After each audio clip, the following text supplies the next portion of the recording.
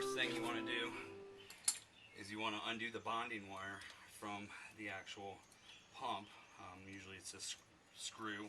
Sometimes they're green, but it removes the bonding wire. Next off, there's 4 bolts here. I've already loosened them up, but there's 4 bolts here that remove the whole pump assembly from the trap. So we'll go ahead and take those off. They're 5/8 inch wrench or socket set will fit those. And once you get those off, you can pull out the motor and expose the old bronze impeller.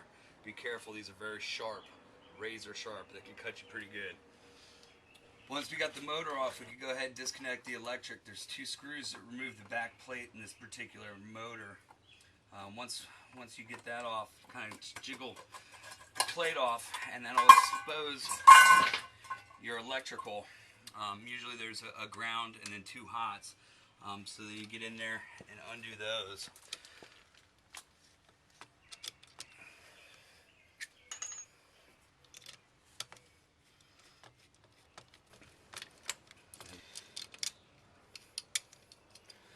Once you get that done, you want to undo the conduit from the 90-degree elbow, and once you have that done, you can usually just give it a good yank and your motor's disconnected. We're going to reuse this for the next motor, so we're going to take it off and we have our motor disassembled. Sometimes these bolts get tough, so a little squirt of WD-40, let them sit for about 10 minutes or so. Usually on these keyed shafts, there are these little holes that go all the way up into the back where the threads are, and that'll help loosen them out. Now that we've pulled out the motor, there's 4 bolts here that hold this housing on. We want to go ahead and remove them.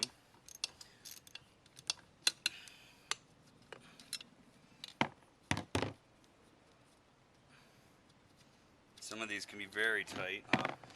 That's what actually holds the impeller onto the shaft.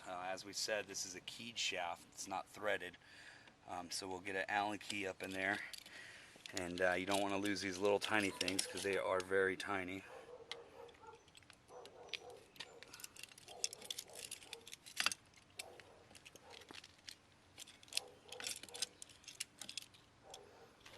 Once we get all these little things out, you can slide it out. Sometimes you might need, little pliers or something just to wedge and pull it out. Sometimes a little tapping, and it'll just slide the whole thing off, and then we have it removed. Once we get the bracket off, you can just get a little hammer and just knock out the impeller, and that will expose the seal. These 2 parts are threaded. I'm going to have to go put it in a vise in order to unscrew these so that we can replace this 1000 seal.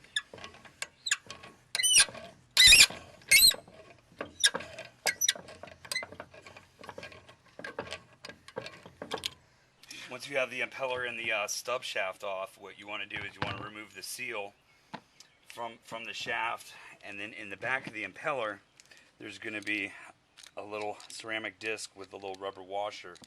We want to take that aside and put in a new one. For this particular motor, it's a seal, a number 1000 seal, and it presses right up on in there.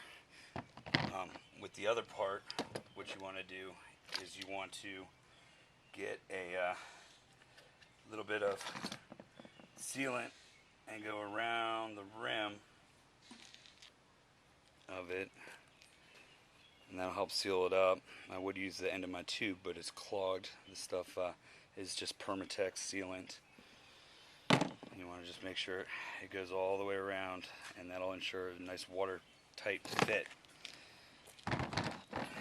Once you have that, what you want to do is you want to set it in this little groove here, and it needs to be pounded into place. That's where a number 1-inch coupling comes in perfectly, because it fits right on that metal lip in there. And then you can just get the side of a hammer and just whack it in place, and it's all nice and sealed in there. And then next we want to bring our stub shaft up back through the rear and screw on our impeller.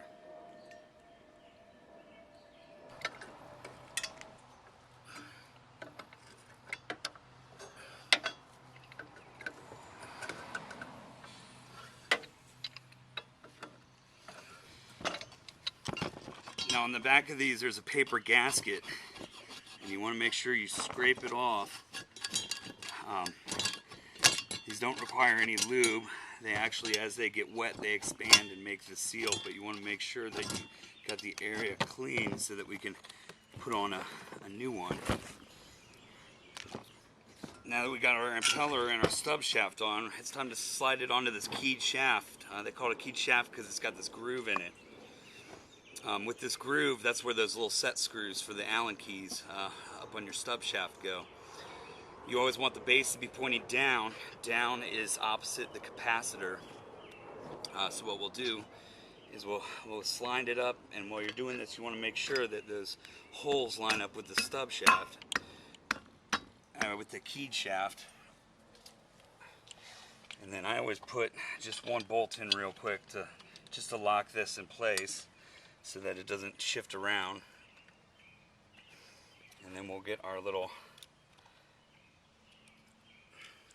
tiny Allen key set screws in there.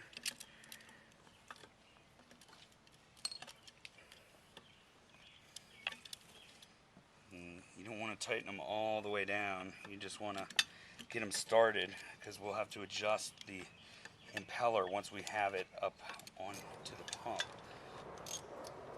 These just have to be snug. You don't have to over tighten them. All they do is stop that frame from spinning with the motor.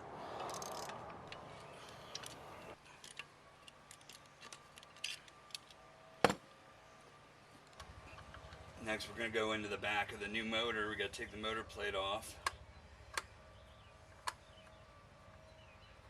These screws do not come all the way out. They just kind of get tight at a certain point, and you just kind of wiggle it off. We took off our old elbow. We're going to go ahead and screw that in here.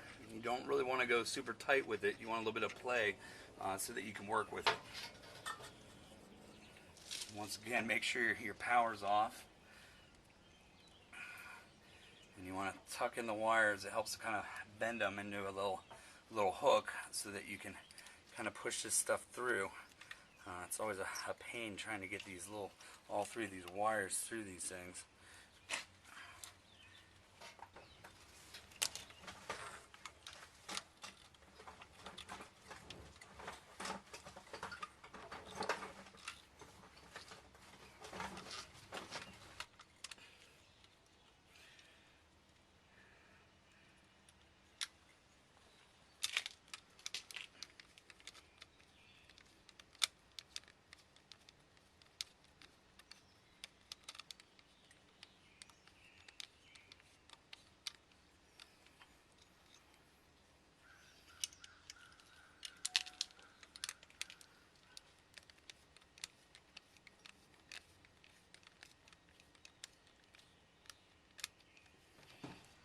Now that we got our motor all wired up and tested, it's time to put the back on. Just line it up, give it a good tap, and you're ready to tighten down the screws. Now we're ready to hook it back up. I'm going to grab my paper gasket here, and I'm going to line it up. You know, you want to make sure there's no paper gasket on this side as well. And you want to go ahead and just line it up and push it on back there. You gotta be very delicate with these because they're just made out of thin paper. You don't really want to tug on them or anything like that. Once we get it on there, we want to go ahead and connect the 4 bolts and get them all nice and tight, and that to compress this gasket.